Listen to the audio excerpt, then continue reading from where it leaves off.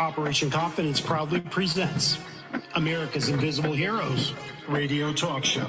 Tune in weekly on Sundays from 2 p.m. to 3:30 p.m. Pacific time with your host, Consuela Mackey, co-host, U.S. Air Force veteran Matt Davidson, announcer Taylor Marcella, U.S. Army veteran and Strategies for Hope segment host Dr. Kathy Cash, U.S. Army Reserve veteran and entertainment segment host Charles Whitehead, U.S. Army Special Forces veteran and I Once Was Whole segment host Richard Cook, U.S. Army veteran and Lifeline for Women's Veterans segment host Martha Elena Varela, National Faith Director, Chaplain, and Veterans in Recovery segment host Anthony Akampora, and U.S. Air Force veteran and Incarcerated to Success segment host Kevin Lewandowski. For more information or to be a guest on our show, email info@operationconfidence.org. Operation Confidence is a grassroots nonprofit. The organization's mission is to provide stable housing for veterans who have experienced homelessness, as well as providing a wide range of supportive services. To help accomplish our goal, a successful landowner has donated land for the project, a world-renowned architect has offered to design the houses, and construction classes from the local community colleges will take part in building the houses. Your support and donations are needed. To get involved, please visit our website at www.operationconfidence.org or email info@operationconfidence.com. Okay. Well, happy belated Thanksgiving. Hope everybody had a great Thanksgiving. I'm quite sure our co-host has, and I had a great one as well. We want to thank you for tuning in to America's Invisible Heroes. This show is dedicated to our veterans and their families. I'm your host, Consuela Mackey, Executive Director of grassroots nonprofit organization called Operation Confidence. No, I'm not a veteran, but my heart goes out to our American heroes, especially those who are disabled and may have experienced homelessness. Okay, for those who are new to the show, American Invisible Heroes was established to provide a platform for our veterans to be able to share their experiences, heartfelt stories, resources, accomplishments, and challenges. Now, allow me to introduce our co-host for today. We have Taylor Marcella. She's an Operation Confidence board member, and she's going to be the announcer. We have U.S. Army Special Forces veteran Richard Cook. He has a bi-monthly segment called I Once Was Whole.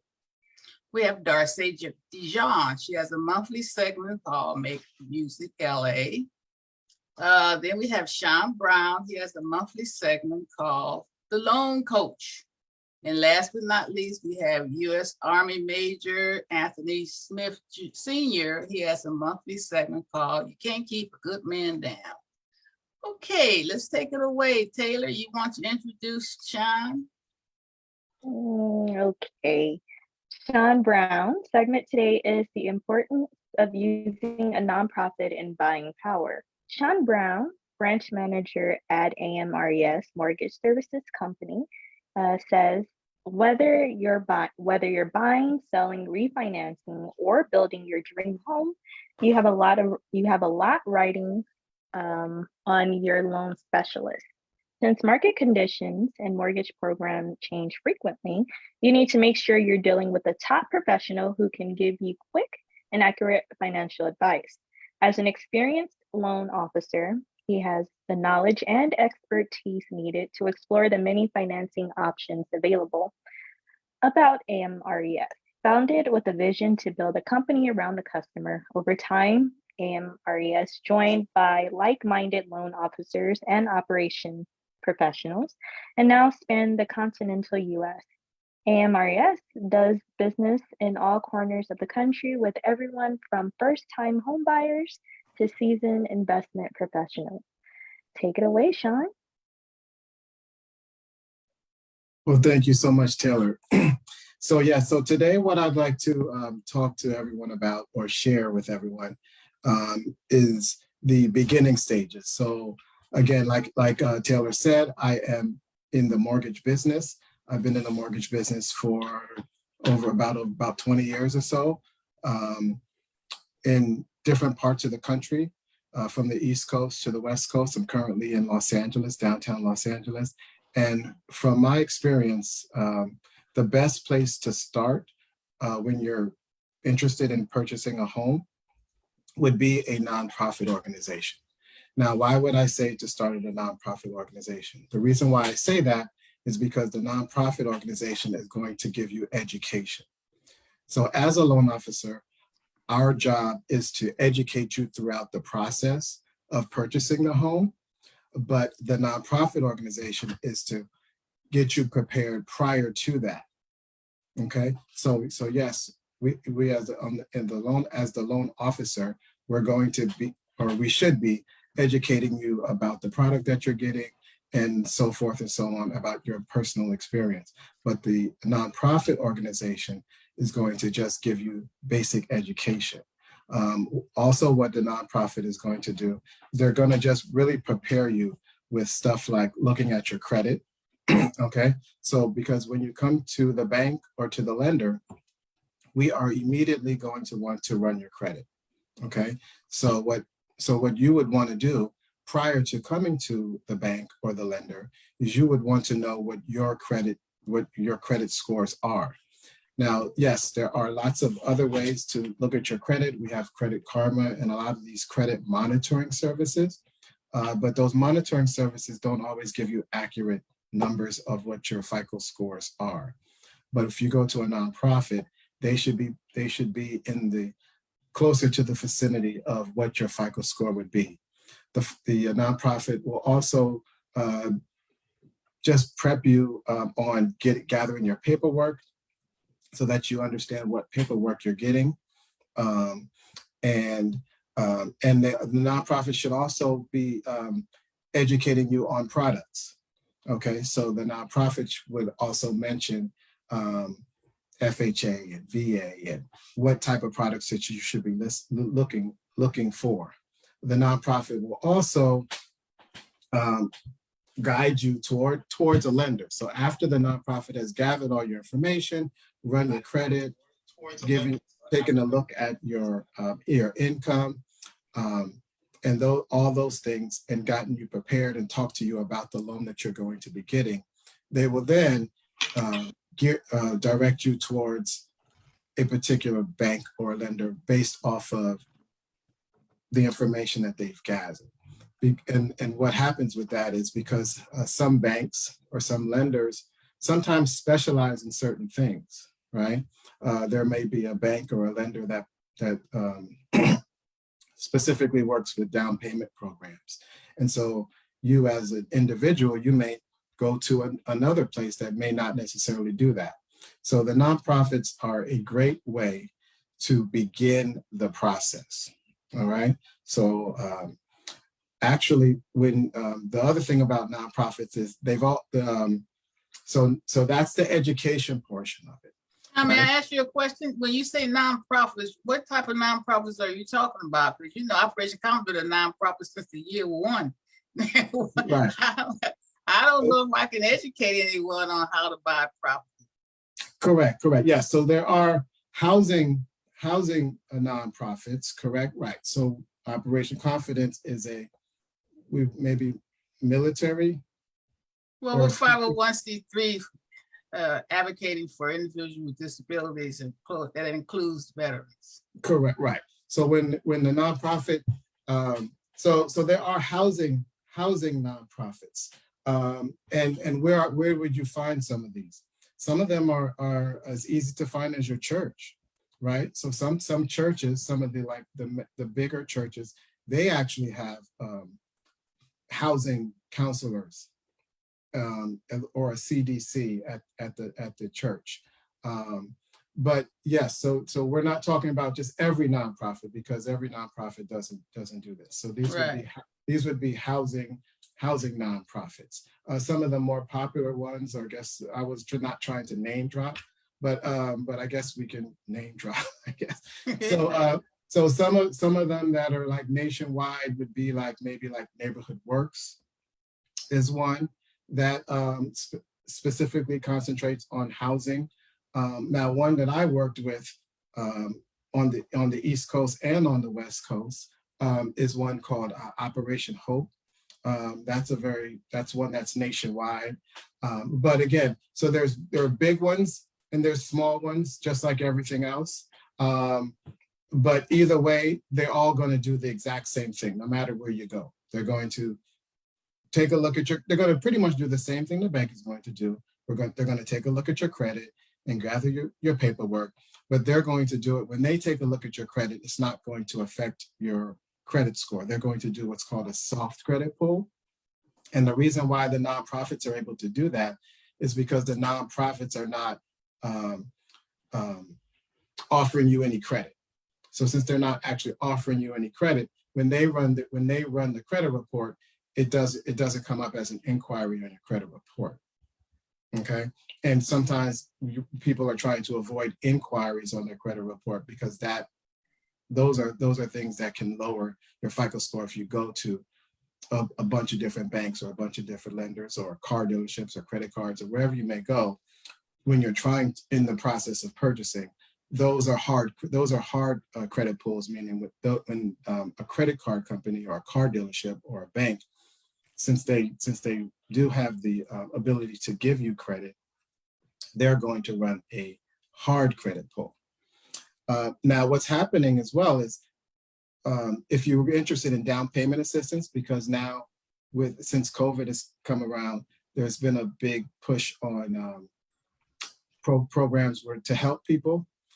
Even though down payment programs have been around for a long, long time, I've actually specialized in down payment programs the majority of my career. But if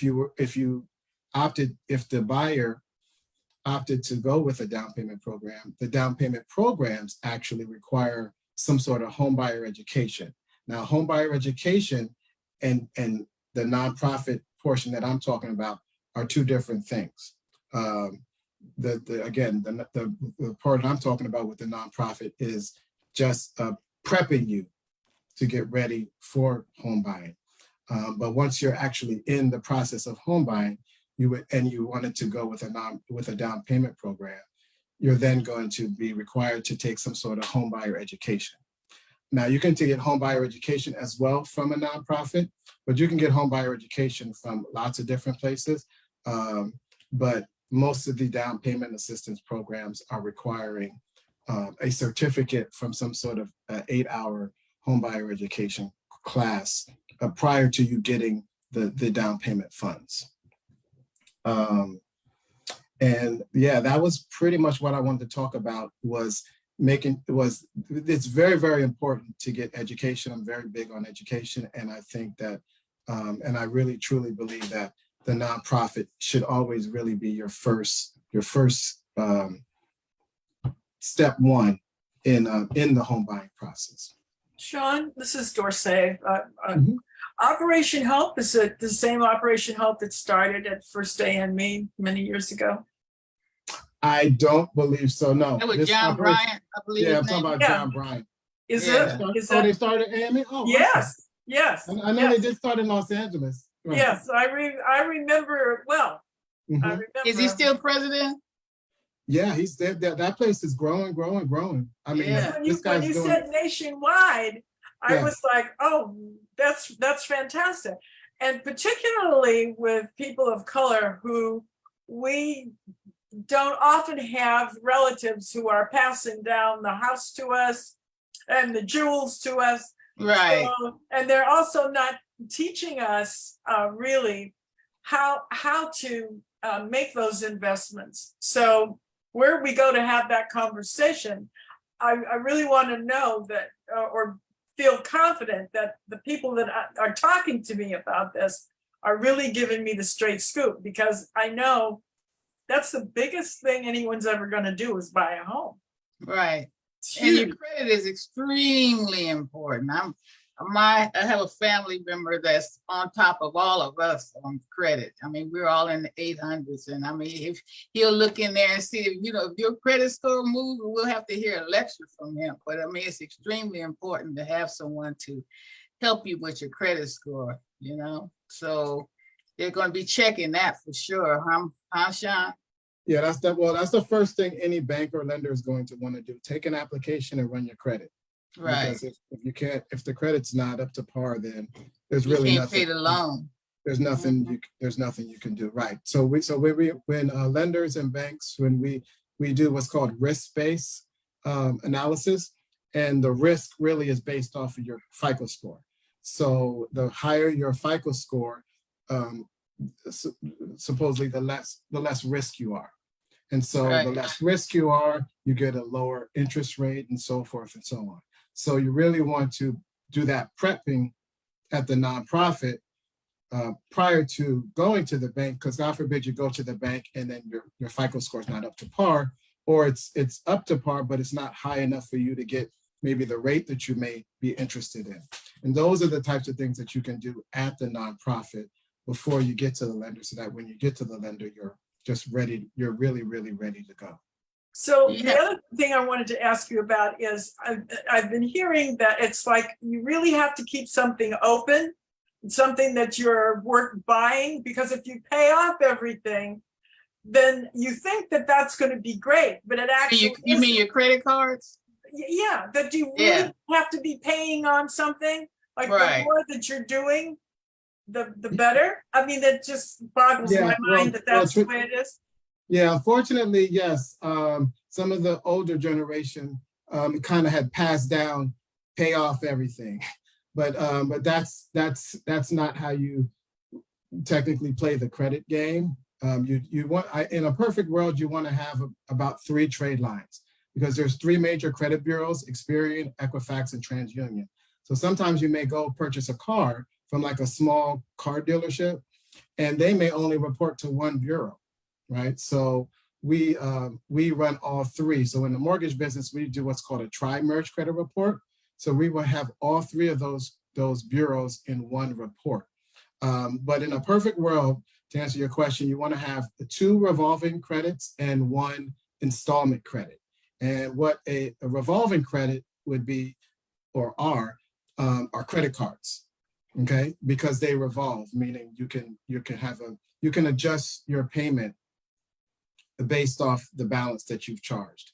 And then the third one would be an installment. And then what an installment creditor is, like a car or a mortgage, something where the payment is fixed, right? So if you take a loan and they tell you that the payment is $250, the payment stays $250 the entire time, right? Where if you get a credit card, it's not fixed, it changes. And that's why it's considered revolving. You can actually tell a lot from somebody when you run their credit and you look at the credit cards. You can really kind of see how their lifestyles are, meaning if the balances are charged all the way up or different things like that. So there's a lot you can really tell more from looking at the credit cards as opposed to looking at they just make $250 every month. Do you suggest the auto pay with credit cards and keep them to a low minimum instead of running them all up into the thousands? Well, no, just to answer that question. But because the credit cards is based off of utilization.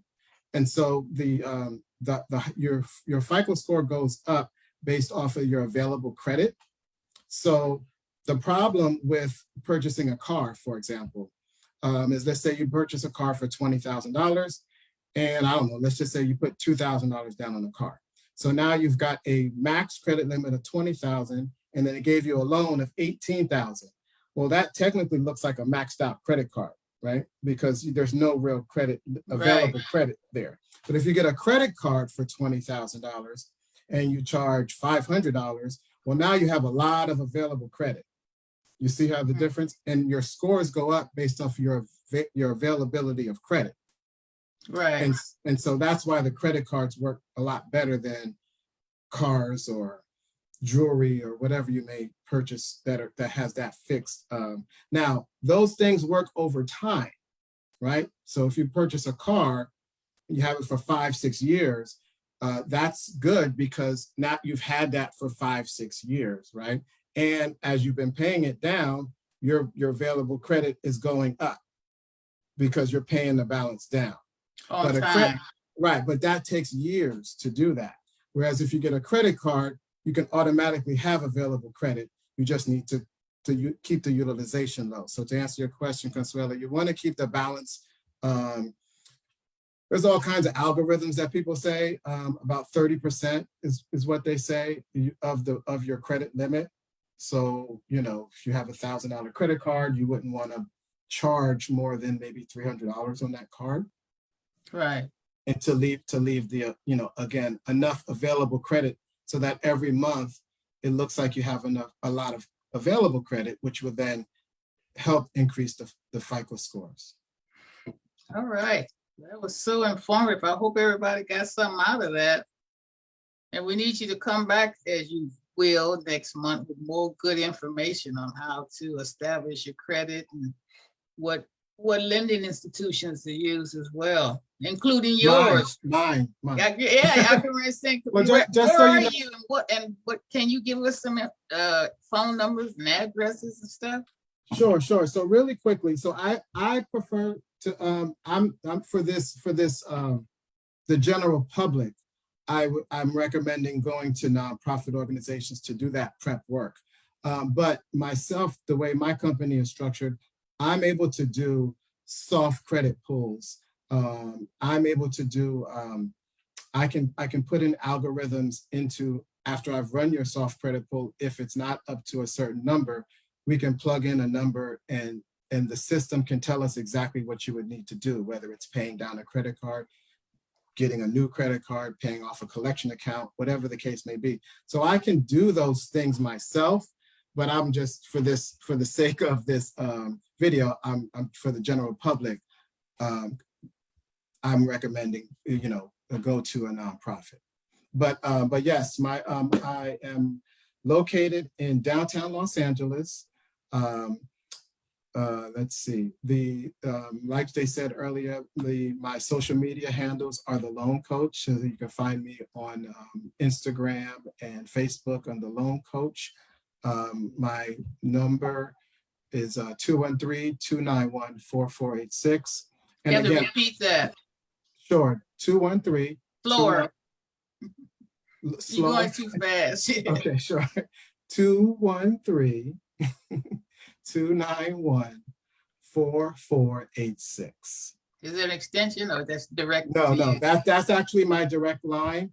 And so you can text or call that number at you know, if you have any questions. That's well, the great. kind of question I have, being I served this country for a long time, Mm-hmm. and I've been trying to get my VA documentation to approve for the home loans, but my credit score had dropped because in 2016, I was paying my bills all the time until I had my 3 strokes, and my credit scores dropped because they didn't know I was in the hospital. But now I've built that up a little bit more. I think my last readout was about 550. So the thing is, that's been trying to still get a home loan, and so far I'm just renting now. Right, and so in that case, you can contact a nonprofit and they can assist you, or you can give me a call and we can do this. I can do the exact same thing. I can run a soft credit pull and we can discuss your credit and what you would need to do. Okay. As far as veterans are concerned, I just want to clarify for the veterans, since this is technically a veteran show. The VA does not give you any money. Okay, you actually get the money from myself, the lender or the bank. Okay, so what happens is the VA, all of them, the VA, FHA, Fannie Mae, Freddie Mac, what they do is they set the guidelines, they set the rules on who they're looking for and who fits within their criteria. And it's up to the lender and the bank to go out in the community, find the veterans that fit their criteria. So if VA says you need a 600 FICO score and whatever the case may be, it's our job as the bank and the lender to go out, find the veterans and that fit, that have the 600 FICO score, that have the job or whatever the case may be. And then we, as the bank and the lender, we actually finance that. So we front the money, right? And then we we package everything up and we say, hey, VA, we just found a veteran with the 600 score, or, you know, whatever, fits all the guidelines based off of your criteria. and then we sell it to the VA. That's actually how that works. Richard, you got to definitely get in touch with Sean so he can help you. Yeah, I appreciate that. That's what I'll do. All right. All right, Yeah. Thank you. great. I have his contact information in case you couldn't write it down fast Okay, enough. now, I'm gonna write it down right now. Okay, great. The aphasia from me, I can't write at all. Yeah, I'll give it to you. Okay. Thank you. And thanks, Thank you, Sean. buddy. That was a wealth of information. We Thank you really so much. appreciate that. Okay, moving right along here. Taylor, we got to introduce our dear friend Darcy. Yes. So Miss Dorsey has a monthly segment, or she is a monthly segment host, executive director of Make Music LA. Making Music was established in LA in 2012. Each year on June the 21st, they celebrate Make Music Day. The community tunes up their instruments and make music. It's a free celebration of music and its power to bring communities together. Make Music Day was launched in 1982 in France as the, how do you say it in French, Ms. Dorsey? Fête de la musique. There you go. It is now held on the same day in more than 1,200 cities in 120 countries. Completely different from a typical music festival, Make Music Day is open to anyone who wants to take part. Every kind of musician, young and old, amateur and professional, of every musical persuasion, pours onto the streets, parks, plazas, and porches to share their music with friends, neighbors, and strangers. All of this is free and open to the public. Ms. Dorsey, take it away. Hi, good afternoon, everyone. It's wonderful to be here and to have an opportunity to learn as much as I do about so many things. The previous segment talking about home buying and credit scores, it kind of terrifies me, really. I've never owned a home, and I definitely would like to own one. But I think about— You got the right person here, Sean. I think about 30 years paying someone money, and it's like mind-boggling to me. But I recognize that it's a system that everybody does, but doesn't necessarily mean it's right for everybody. But about music, which is right for everyone. Right. Make Music Winter is coming up on December 21st. And all around the country and in various parts of the world, we'll be celebrating it on December 21st, which is the winter solstice. And so I wanted to talk a little bit about what that solstice actually is. But then I also wanted to bring up something a little bit more personal to me in reference to us going into the holidays and into such this wonderful time of year. But I'll just read to you a little bit about what the solstice is. While we observe the winter solstice as an entire day, technically the solstice refers to a very specific moment in the Earth's orbit. This year in Phoenix, the moment of the winter solstice will be on December 21st at 3:25 p.m., a little bit before sunset. The point at which the North Pole is furthest from the sun and the Tropic of Capricorn is the closest is where we can pinpoint the winter solstice.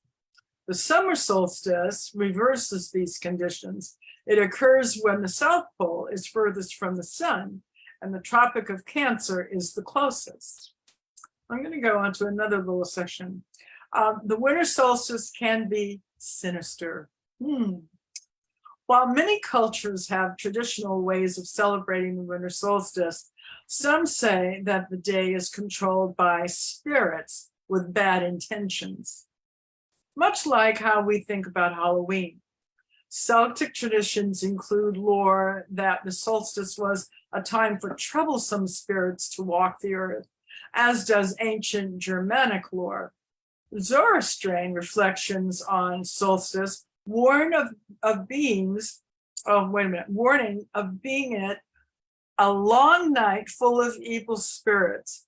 Fortunately, their solution is to stay warm inside with close friends eating and entertaining each other until the danger has passed. That's great, right? Right. So then I'll just go back to this last part about that, and it says a rebirth or reversal. For the most part, humans have seen the winter solstice as a cause to celebrate. After all, it was as low as the sun was going to go, and the promise of spring starts bringing clear with the growing daylight and warmth. Winter solstice is most often celebrated as a moment of rebirth or triumph over darkness. The solstice traditions of Northern Europe include burning a Yule log to welcome back the light to the world. The Iranian festival of Vlada, now I'm not pronouncing these things correctly, I know, is on solstice, which has its roots in celebrating the birth of the pre-Islamic sun god Mithra, who conquers the dark.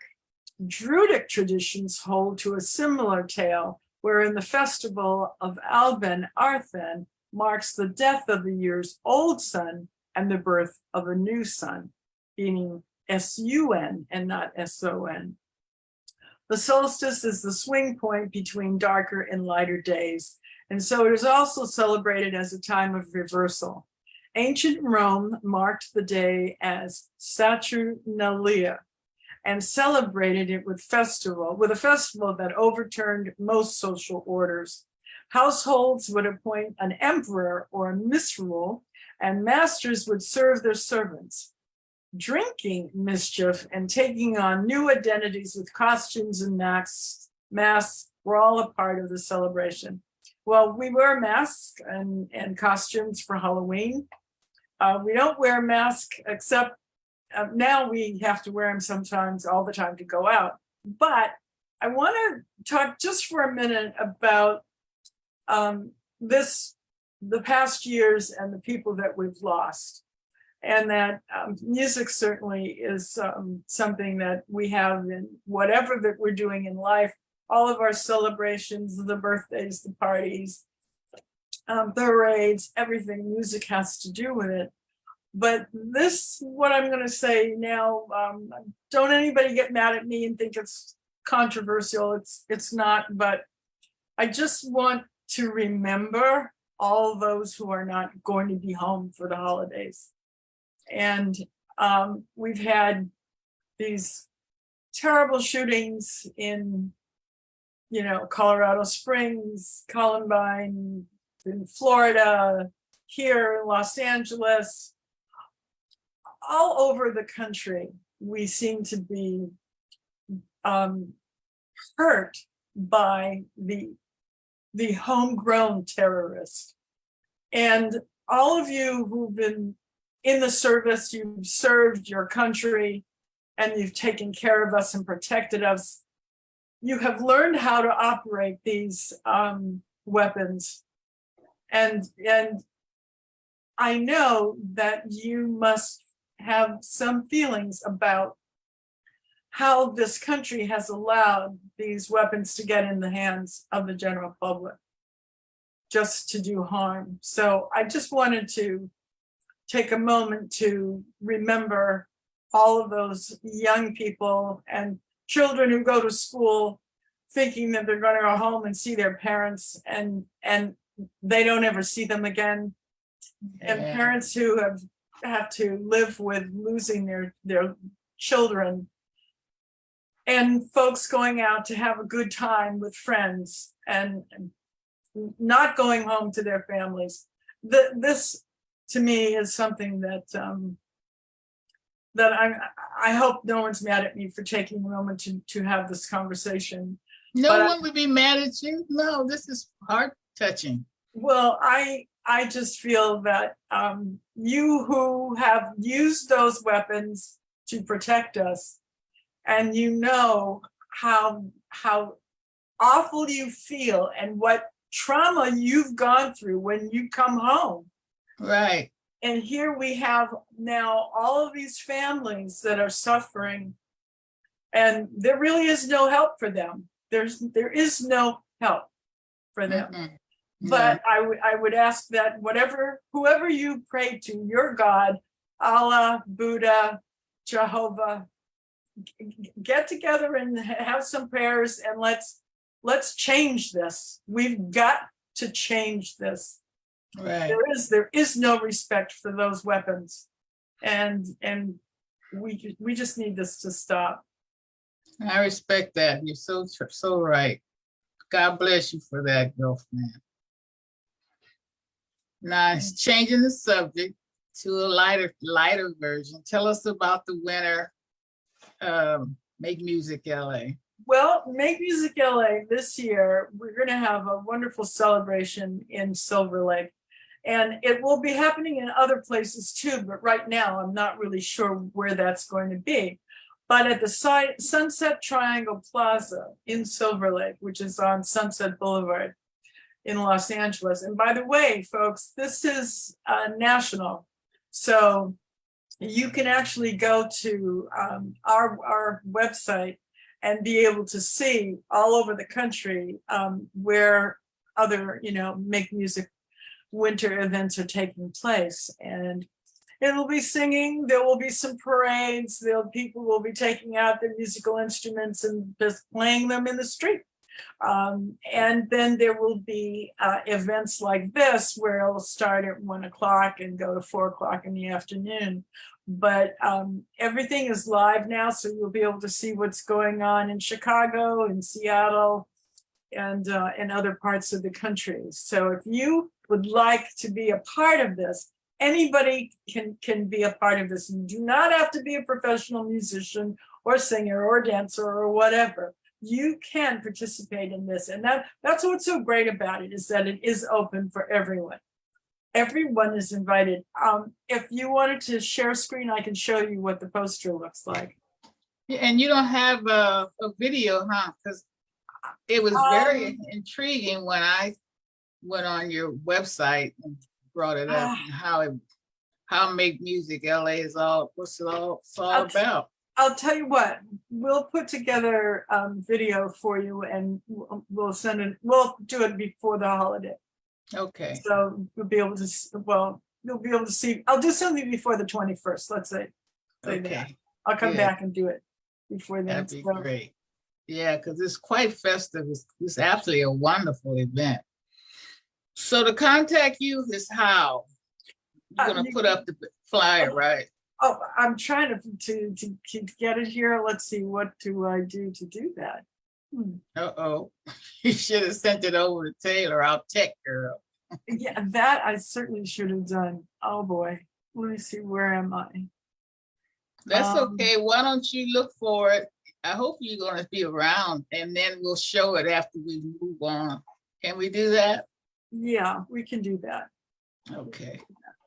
We're got a lot. Thank you, everybody. Well, you're not going nowhere right now, so but I sure thank you for that. That's so informative.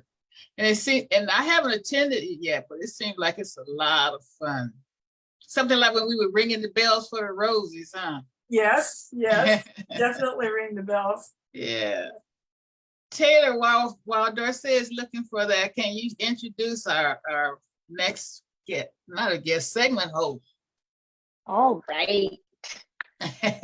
Anthony L. Smith Sr. is a retired U.S. Army major who served in the military for 22 years from active duty, reserve, and National Guard. After serving in several campaigns, he was injured in combat in Operation Iraqi Freedom in 2004 at Camp Taji, serving with the 1st Cavalry Can Division. you hold on just a second? Darcy, we can't show that right yet. We're talking. Can we bring that back in a few seconds? She's introducing Anthony right now. We want you to elaborate on that. You're muted.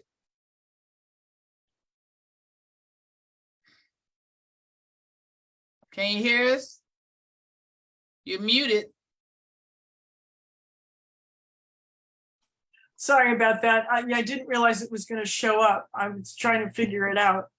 Okay, bring it back in after we give Anthony presentation, if you don't mind. No, don't mind at all. I just have to figure out how to get out of it now. You just unshare your screen. I think the top of the thing Yeah, should the very have a top. stop sharing button. Got it?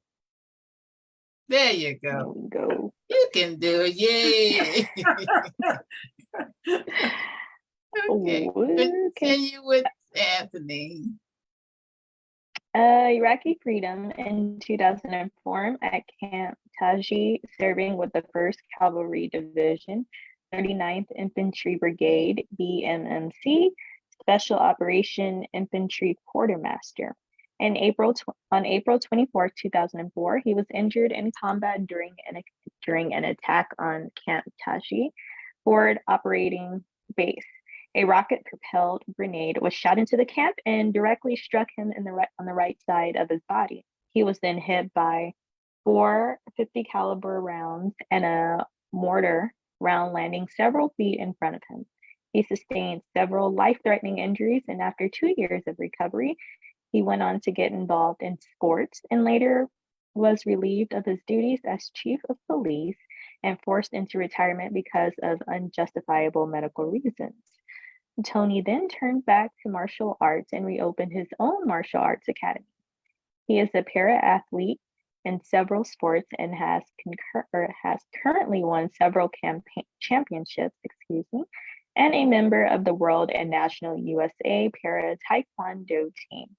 Tony has acquired the nickname of A-Train, of course, arts, and has inherited the title Aaron. I like that name. Chief Grandmaster. He is a member of several martial arts organizations and Hall of Fame. He has met with 5 living presidents and is a member of the Military Order of the Purple Heart and a member of several fraternal organizations of brotherhood, serve, and scholarship. The one-armed Grandmaster and currently the founder, owner, and operator of Anthony Worldwide Martial Arts Association, AOBK for Life. He is the first Black disabled combat veteran to start an academy for adaptive martial arts. He is a graduate of Alcorn State University with a BA in military science and theology, double majored BS in computer science and applied mathematics. He is the author and the martial arts science of fire and adaptive combat Krav Maga movement. He's the chairman of the board of the Arkansas Freedom Veterans Helping Veterans. He was elected pastor of Wilson Chapel, the Wilson Chapel MB Church in December 2020 to continue the service of the members in standing. After preaching his first sermon at the age of 14 years old in the Church of God in Christ and served as the national adjutant for 30 years. Tony later departed his position to become an activist for Black human rights and the teaching of his ancestors through the scripture. You can't keep a good man down. Today, he fosters a worldwide martial arts organization, a pastor, evangelist, and motivational speaker.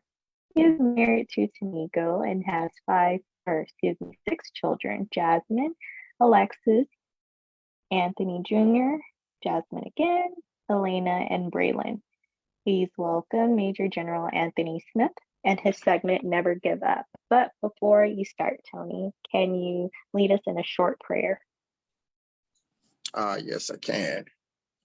Most gracious and Heavenly Father, we thank you for allowing us to come together in your spirit of unity. We ask you to bless us in a mighty way on this day and during this broadcast. Let it go out and your words not even come back void.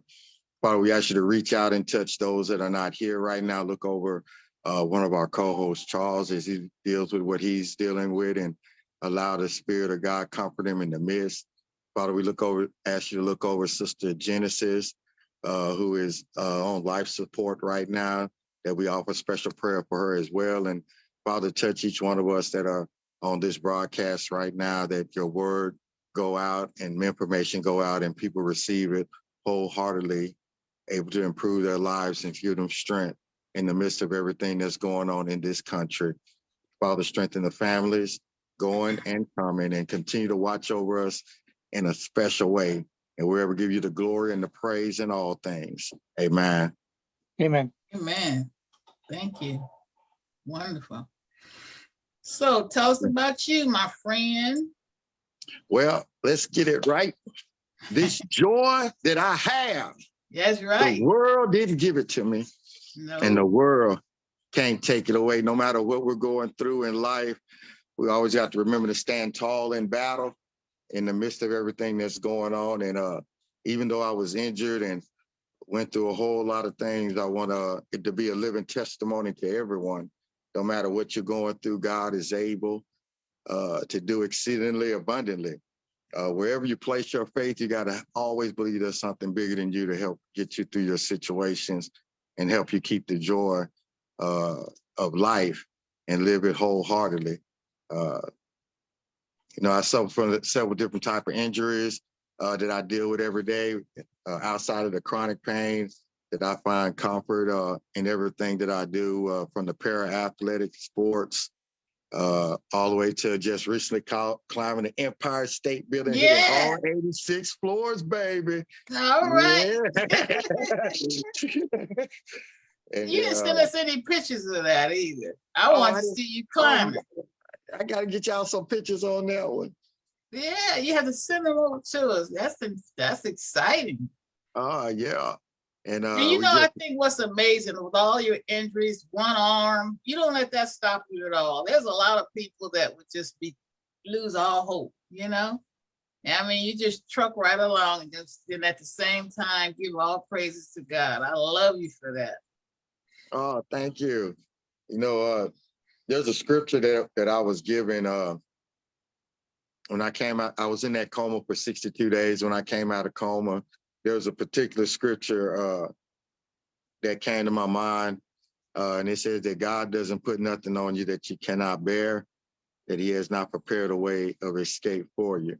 Later on, the scripture said that we press toward the mark of the high calling in Christ Jesus, that in my weakness, that's where God gives us strength.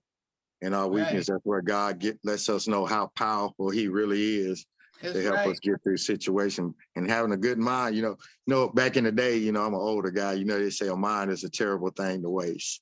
So regardless, get a good mind, sound mind, the devil can't be that workshop up in there. That's right. You got that right. I love it. So what are you doing now?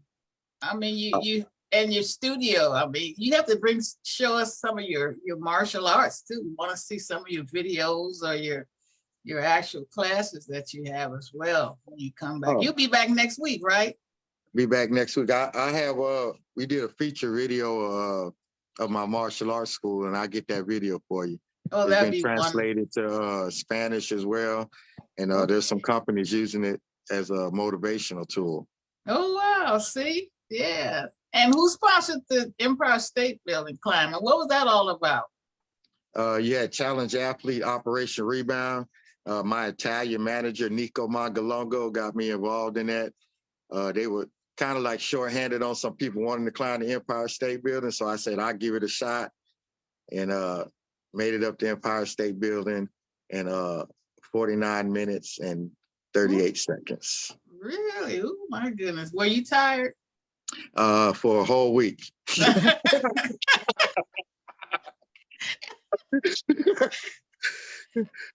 sounds like about right. My goodness.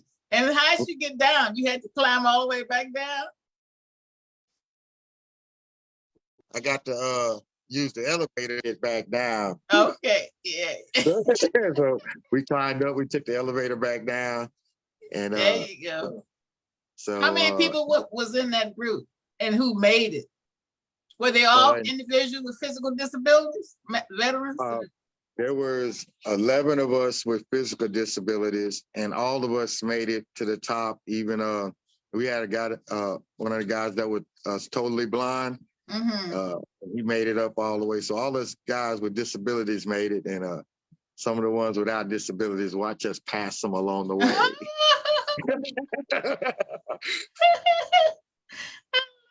That is so cool. We got to see that. Yeah, I'm anxious to see that video. Oh yeah, put it out everywhere. It's so cool. I think you're just a remarkable individual, and we give all praises to God and thank you so much for what all you do. And you're gonna come back next week with some videos and show us what you're doing, right? Oh, most definitely. Okay, and bring them. And I want to see them babies too. It's so funny when you say. They're not here today. I got a break. I beat them home today, so Tell us about them. they You on said the way. last time they were I'm supposed to be reconstructing stuff in the house, and now it's not. And now it's going through deconstruction. and those are your So, grandbabies, huh? You so yeah. funny. What you said they broke the refrigerator door and thought you could duct tape out it. the refrigerator door, and I got tore up my little couch. Oh, my little kids too, aren't they? Yeah, they broke the bed. I got an How old antique are bed. they? They decided 7, 6, and 5. Oh my! This sound like the baby's kids. I think they got baby kids beat. That's so funny. Well, God bless you with them. You got to let us see them next time too. You know. Oh, most definitely. That's so cute. Tell your wife I said hey. Most definitely. I'll let her know that y'all said hey to her as well. Right. I want her on too. I want her to tell us how she, as a wife with individual with disability, how she dealt with it and kept the faith too, you know. Oh, Now, how does definitely. one get in touch with you? You didn't put no phone numbers, no emails, or nothing out there. Oh, you can get in touch with me through 2 different organizations. You can put in Challenge Athletes Foundation.org or ArkansasFreedomFund.org. You can reach me by telephone as well at 870-740-5055. Repeat your phone number. 870-740-5055. Got it. And All we're looking right. for all disabled athletes that want to get back in recreational as well. With Arkansas Freedom Fund, we help provide hand cycles, tap-pole bicycles, recumbent bikes. And you don't even have to be participating in the sport, just trying to get people off the couch and back into the good weather that we're having, even though sometimes it might be bad. Can you do anything like that in LA? I mean, I know that you're in Arkansas because, you know, we need a fundraiser, you know? Oh, yeah, we have Arkansas Freedom Fund does what's called an outreach. So if they get on ArkansasFreedomFund.org, fill out that application and submit their 501. 501 and let us know. We can link up with them and become part of a sister organization. Well, you know, you're already a part of OC, so I want you to guide me through loops on what I'm supposed to do. Okay? Oh, yes, ma'am. Immediately. So, Major, this is Richard. I'd like to go on that going up the area for what you did in New York. Go up to Empire most State definitely. Building? Yeah. How often is that? Once a year or what? Yeah, they do it once a year.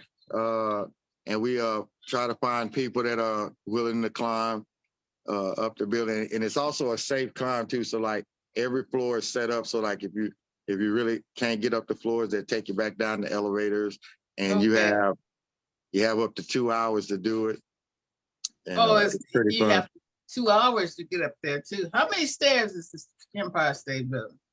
It's 1,000. I think it was 1,800 and something stairs. Ooh-wee. Richard, you ready to do that? I can do that. And also I can take it where I go down the stairs too. Okay. I might add that it takes 2 elevators to get up to the top. You take one floor and then you have to cross over and go up. Correct. So that building is a monster. Wow. I can just stay on the ground and just look up and wave at you guys.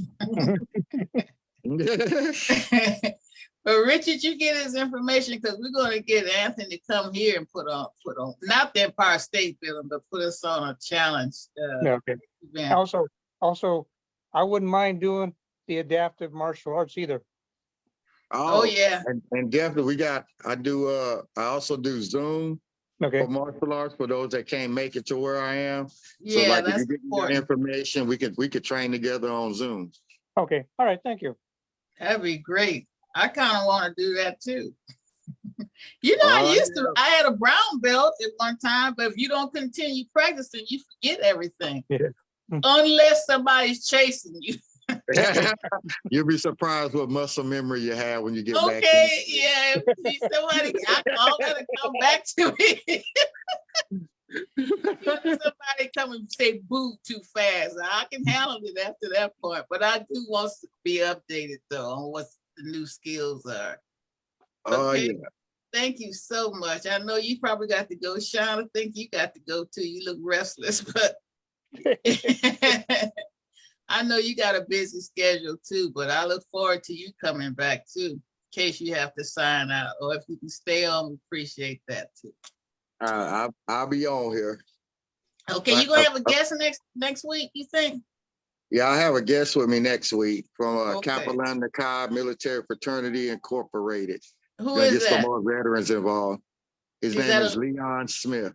Okay, and he's with who? He's part of the Kappa Lambda Chi Military Fraternity Incorporated, Okay. and they're gonna hook up with us and start helping Operation Confidence as well.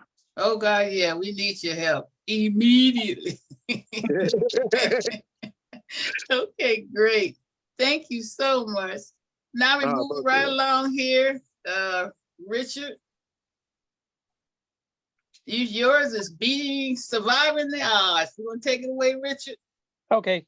Actually, let my baby girl read your intro, and then we'll go from there to our radio listeners. You know. Go ahead.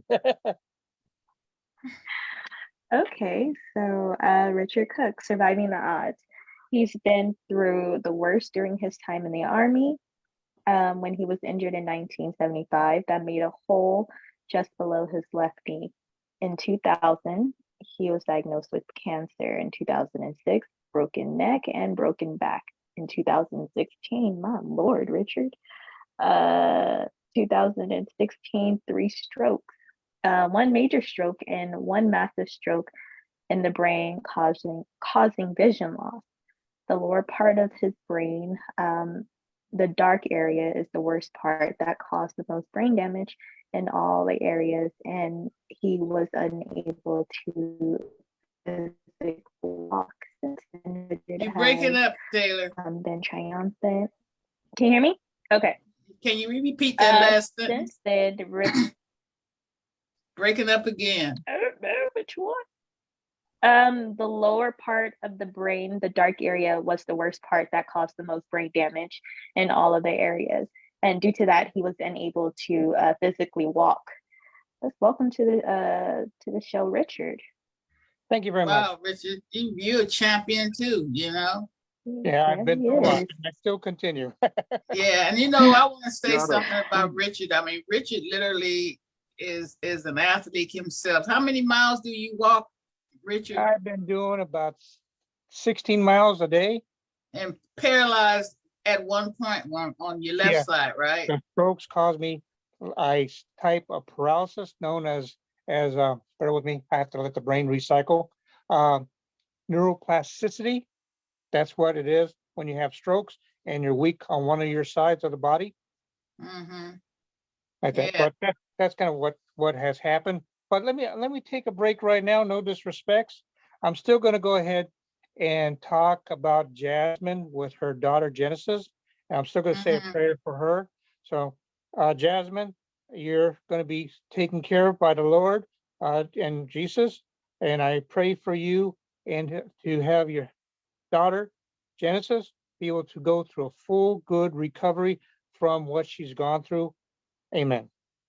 Amen. Thank you so much.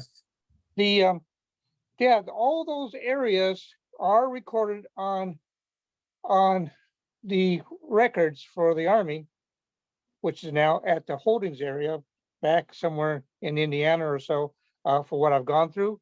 But I still pushed on. What I'm going to say this is when they noticed something with me, where I was doing the 2 mile walk, or what they would test us on for Army, what they call Army PT, they noticed that I was slowing up a lot. It turned out that I had a broken back in my lower area of my S1, L4. So I had a broken back in that area.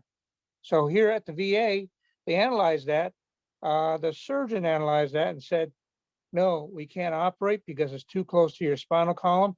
And if we do operate, you'll be paralyzed. So I didn't go through anything like that.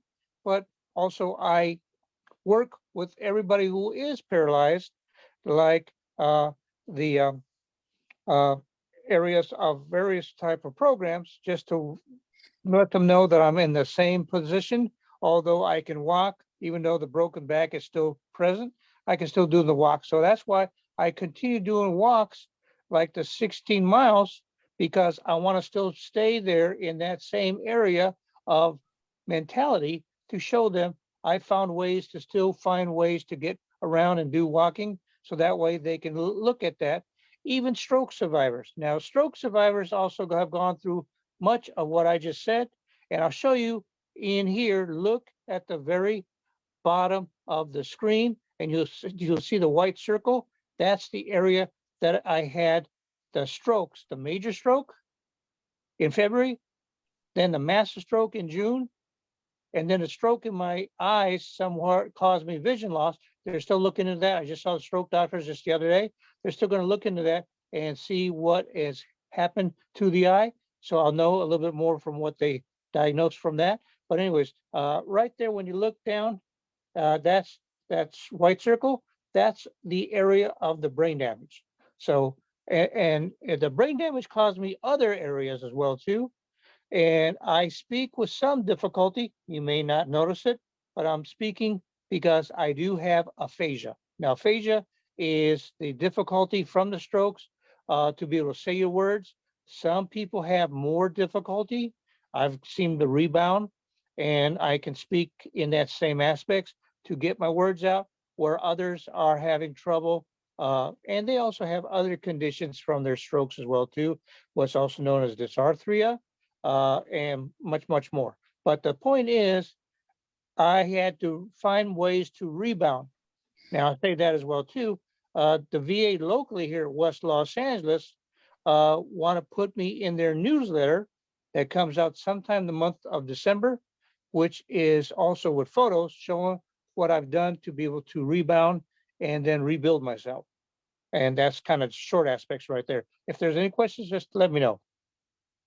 Oh, that sounds great. I was trying to find a video to show you working out and share the screen. So I'm going to try to find it, Lord. Okay. But here we go. You've done some remarkable work. Working out schedules as well. Let me see if I can find that. Yeah, so while you're looking, I'll just say this. It's a matter of keeping yourself calm and also keeping yourself in a positive mentality. Otherwise, everything will go haywire in your brain because you can't figure it out. I do it where I stay calm, just kind of look at what I need to do.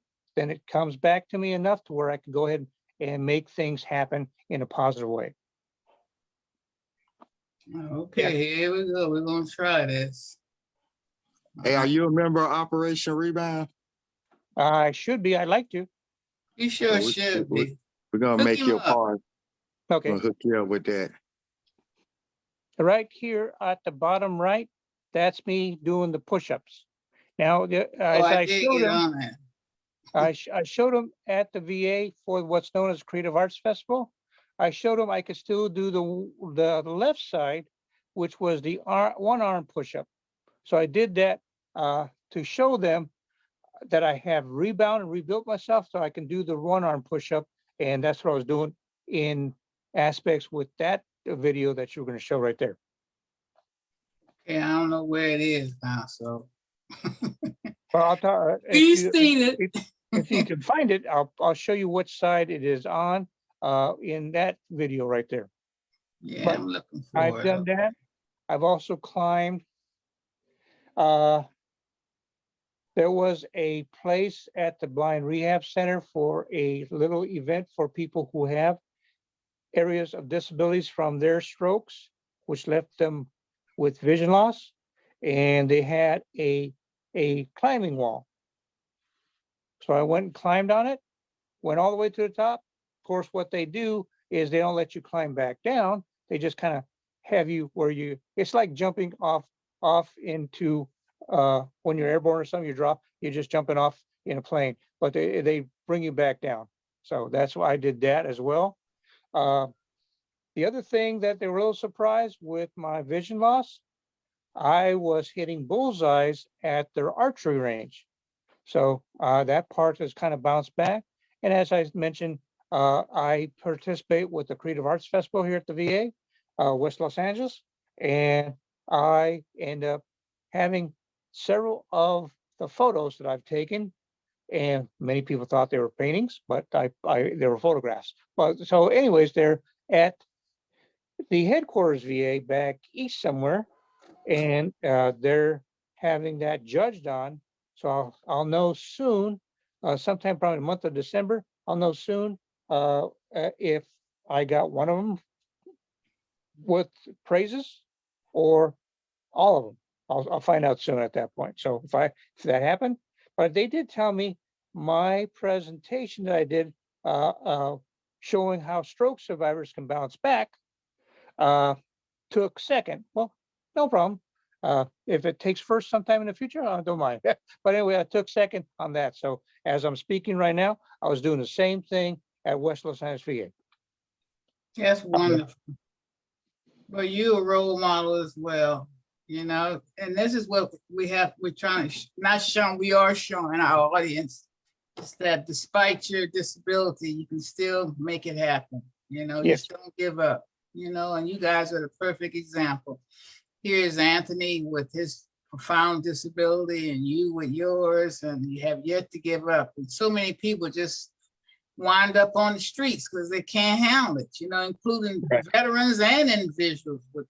Well, I can say this, what caused my strokes, I believe, because they did find when they took the tumor out of my heart, they did find, and they did biopsied it, they said there was a lot of cholesterol in it. So it's cholesterol in that aspect because during deployments, they had me eat MREs, which is the acronym for meals ready to eat.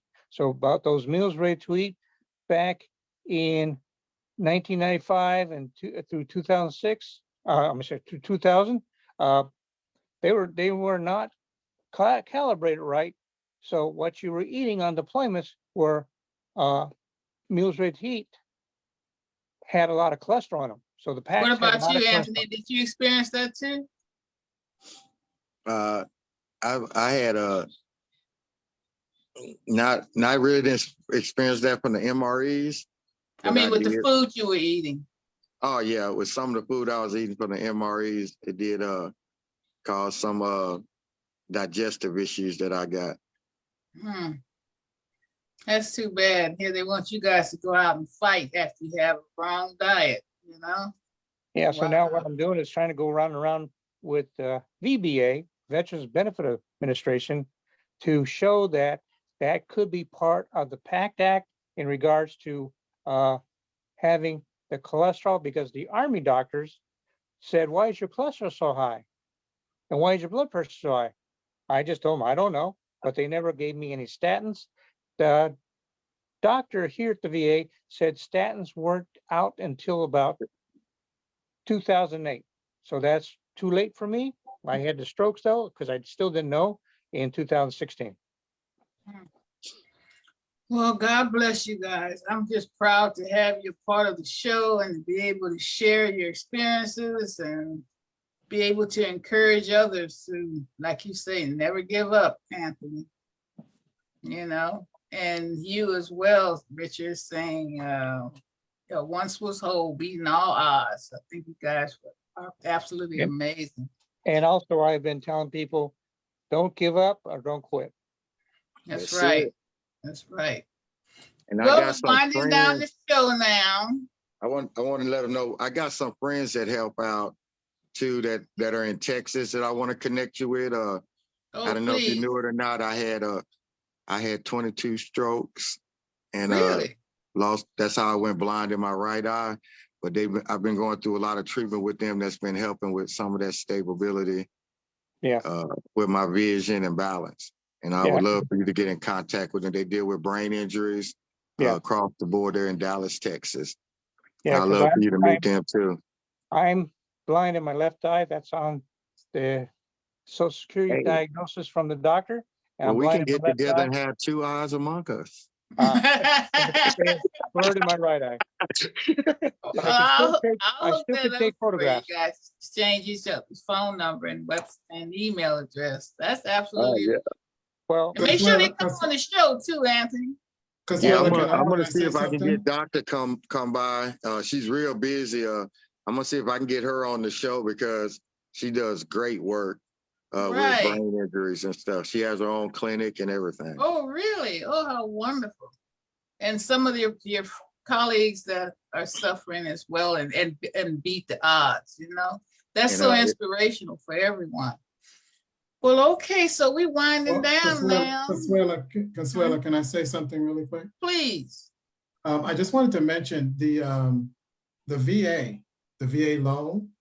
It actually, so the VA loan, it's not insured. Most loans are insured when you put a low down payment. So the VA loan, first of all, is 100% financing. So there's no down payment for the veteran.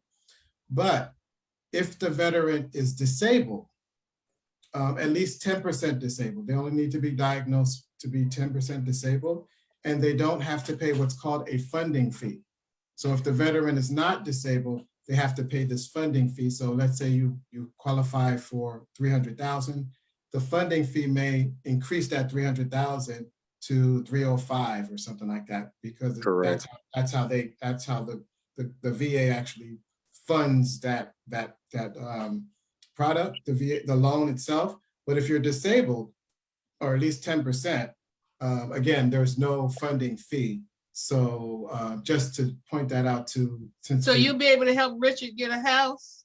Well, I can help anybody get a house, but I'm just saying as far as the disability, the VA itself, the guidelines of it gives a little bit more cushion for disabled veterans. Right.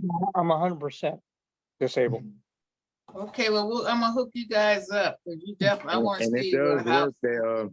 That one of those nonprofit organizations got my house refinanced and lowered my interest rate all the way down to 3.9.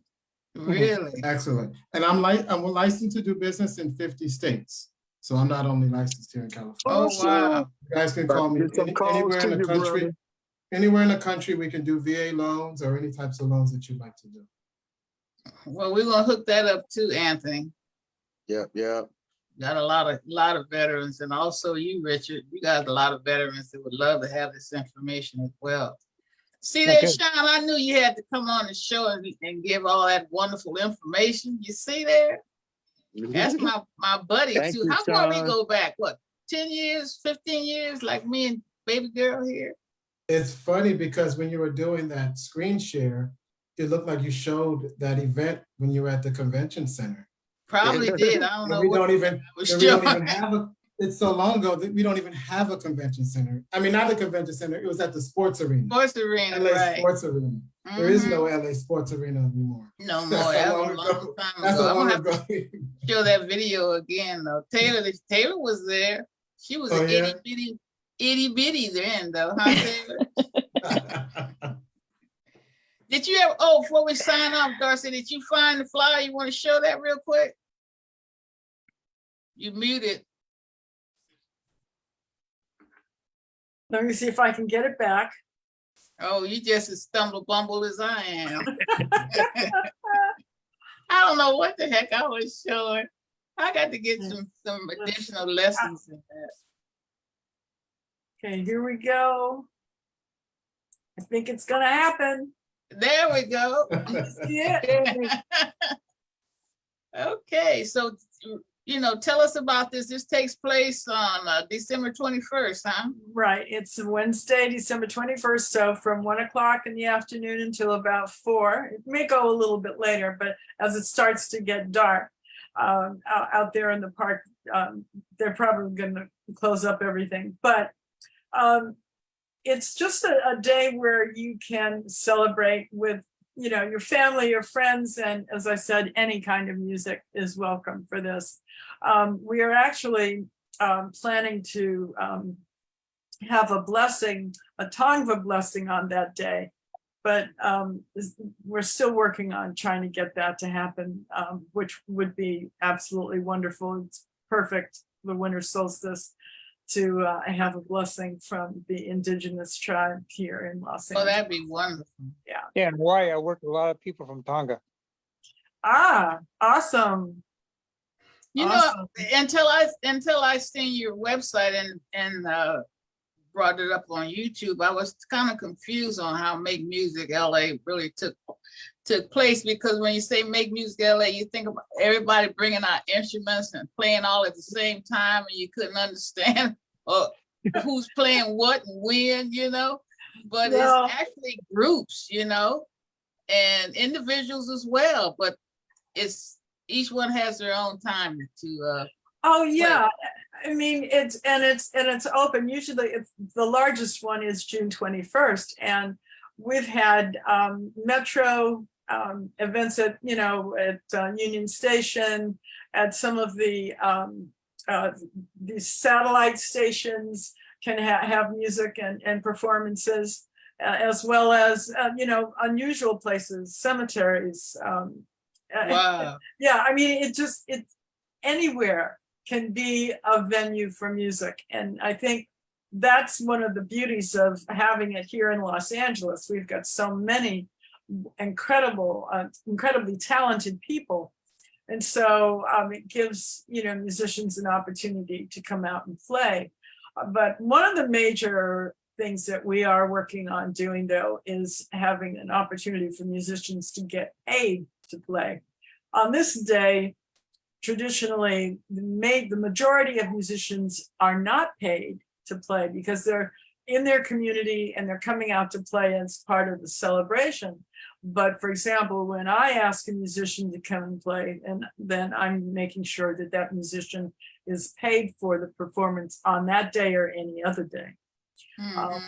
Because over the time of COVID, musicians and artists really suffered greatly, because everything that they did, particularly if they're an independent musician who played bar mitzvahs and weddings and all of those things, well, there was none of that happening for anyone. So a lot of people really were hurting for that. So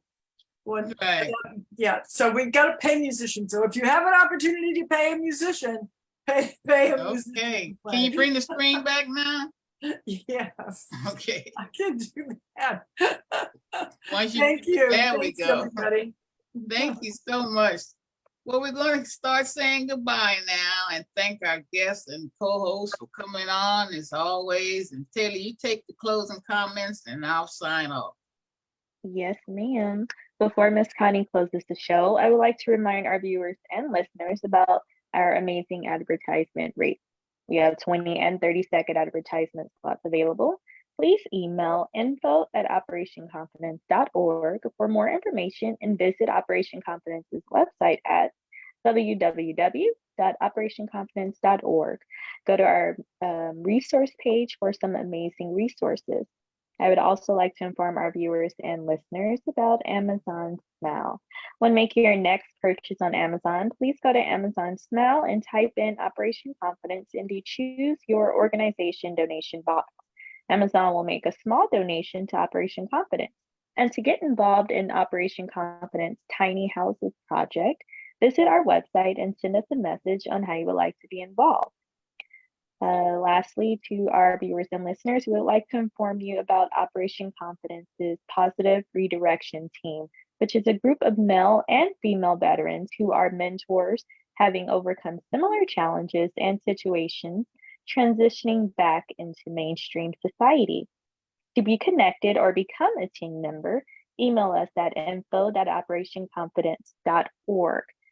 And we are also excited to inform our viewers and listeners about Operation Confidence Combat Boots and Lace Veteran or Women's Veterans Mentoring and Creative Arts Group.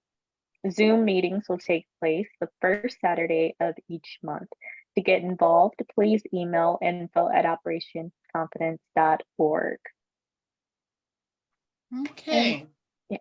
We got a news flash here that Operation Confidence has a new group that we're wanting our veterans to be involved in. We want to thank Richard Cook for offering to be our photographer, but it's for distinguished elderly servicemen. It's a dynamic group. It's called Distinguished Gentlemen. And can you play that video real quick, Taylor? Do you have it available? Yes, I do. Let me pull it up right It's very now. short to the point, but I think it's perfect.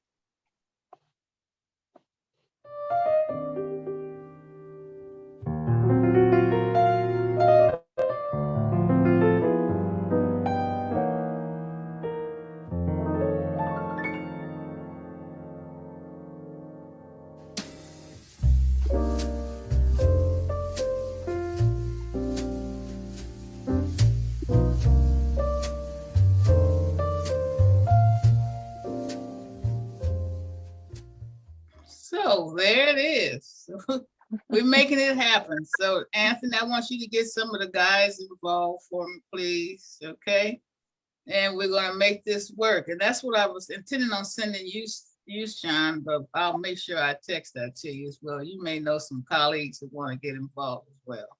And also I have pro level entertainment, so I can help with the modeling side as well too. Oh yeah, I already said, that's right. You're going to do the photography, but yeah, I would love for you to get involved with that as well. We want to hurry up and get this going because we got some big events coming up, like different fundraisers. It'll be a perfect time to show them out in the public and then also on Zoom. Yes. So as always, we want to remind our viewers that our goal for the show is to raise awareness about the need for housing for our disabled veterans and along with a wide range of supportive services.